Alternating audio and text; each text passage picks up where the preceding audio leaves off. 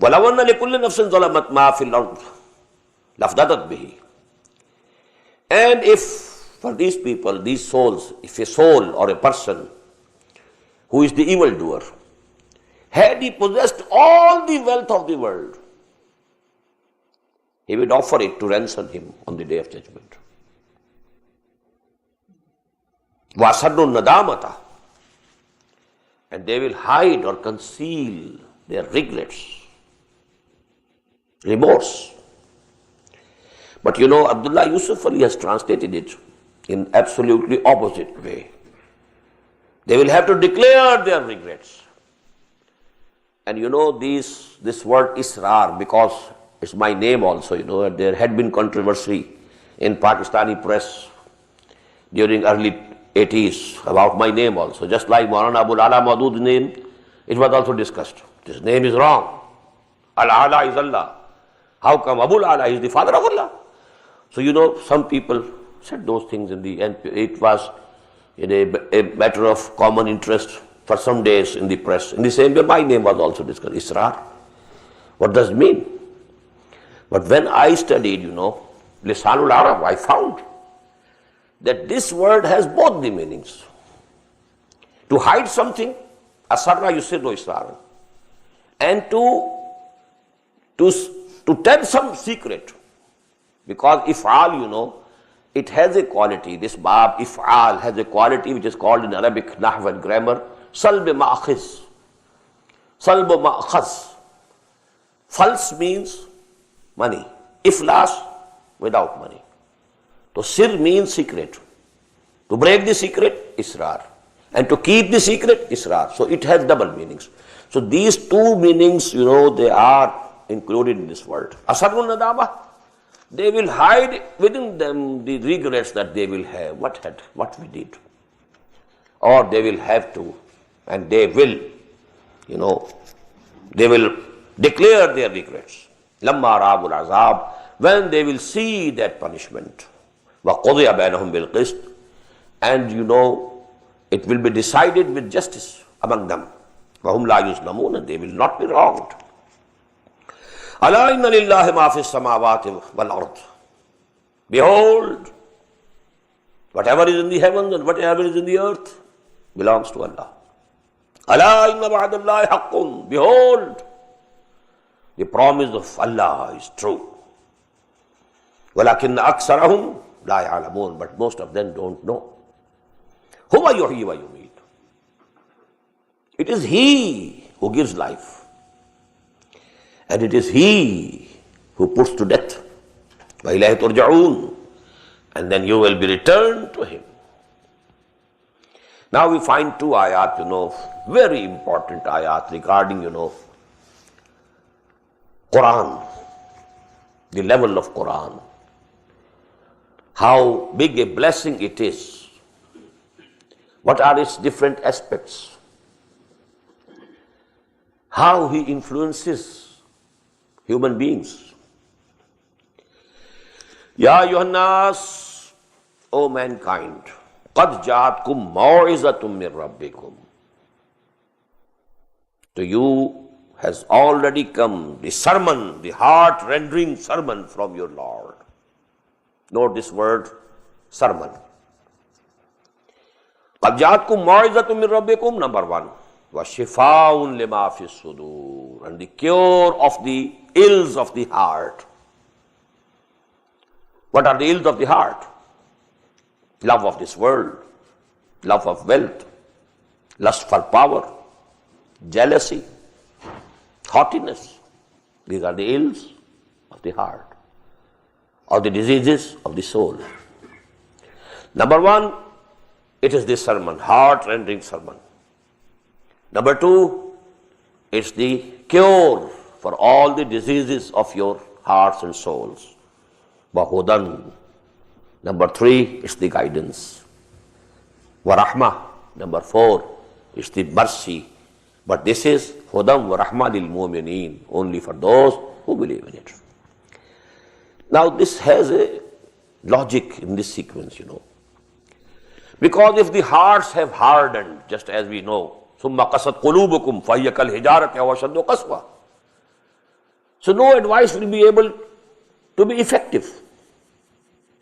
If you know a patient is vomiting, so you can't give him any medicine through stomach. You have to inject the medicine. In the same way, if the land is hard, even if rain comes, the water will just go pass by. It won't be absorbed. So it won't bring out the hidden treasures in that land. First of all, you have to soften the land. So these hearts must be softened first. And for that softening of the heart, you need sermon. Heart-rendering sermon, which softens the heart, the soil. The heart is like a soil. It must be softened. For that you need sermon. Now the medicine will be absorbed. When it is absorbed, now it will cure the ills of your souls.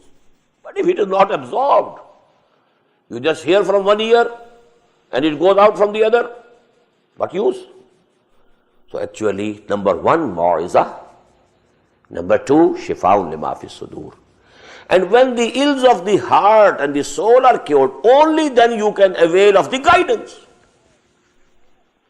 Otherwise, whole the guidance might be put before you, it's of no use to you. Hudan lil muttaqeen. Unless there is a sincere desire to have guidance, all the guidance might be produced before you, it will be of no avail. And the final result, and that is mercy, that will appear in the hereafter. Ya ayyuhan nas, qad ja'atkum maw'izatun min rabbikum wa shifaa'un lima fi as-sudur wa hudan wa rahmatun lil mu'minin. Qul bi fadlillahi wa bi rahmatihi. Say, it has come from the bounty of Allah subhanahu wa ta'ala. Qul bi fadlillah. This is the biggest manifestation of the bounties of Allah subhanahu wa ta'ala. Only if we could evaluate it. Only if we could appreciate it. Qul bi fadlillahi wa bi rahmatihi. This is the manifestation of the bounty and mercy of Allah subhanahu wa ta'ala. فَبِذَلِكَ فَلْيَفْرَحُوا. On this they should rejoice.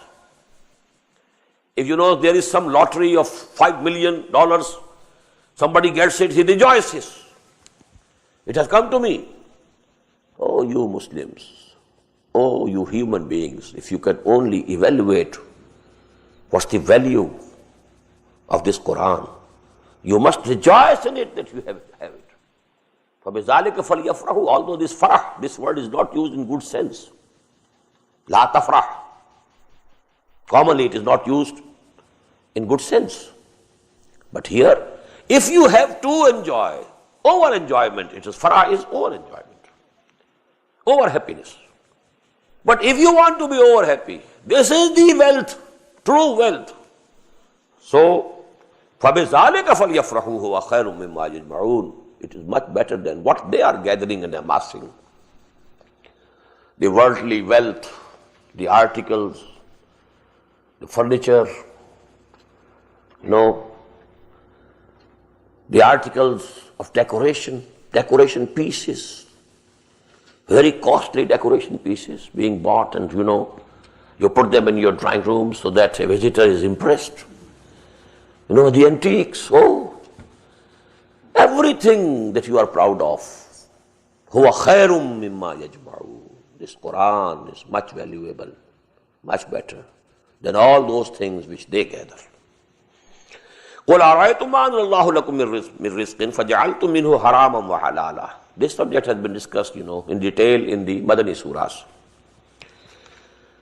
Ask them, have you ever considered that when Allah subhanahu wa ta'ala has sent down for you as provision, as food, فَجَعَلْتُم مِّنْهُ حَرَامًا وَحَلَالًا, you have declared on your own, out of these something to be permissible, something to be haram, and something to be forbidden. On what authority? قُلْ اللَّهُ أَذِنَ لَكُمْ. Has Allah given you the authority? Where is the authority? On what? On the basis of what authority have you declared these things? أَمْ عَلَى اللَّهِ تَفْتَرُونَ. Or you are forging these things and attributing them to Allah. وَمَا ظَنُّ الَّذِينَ يَفْتَرُونَ عَلَى اللَّهِ الْكَذِبَ يَوْمَ الْقِيَامَةِ. These words can be translated in two ways. What is their thought about the day of judgment? مَا ظَنُّ الَّذِينَ يَفْتَرُونَ عَلَى اللَّهِ الْكَذِبَ الْيَوْمَ الْقِيَامَةِ. What do they think about the Yawm al-Qiyamah, the day of resurrection? Those who are knowingly, willingly forging things and attributing them to Allah. What do they think about the day of the resurrection and the day of, of Qiyamah? The second way, what will be their thoughts on the day of Qiyamah, on the day of judgment? وَمَا ظَنُّ الَّذِينَ يَفْتَرُونَ عَلَى اللَّهِ الْكَذِبَ يَوْمَ الْقِيَامَةِ إِنَّ اللَّهَ لَذُو فَضْلٍ عَلَى النَّاسِ. Allah subhanahu wa ta'ala is bountiful for the mankind.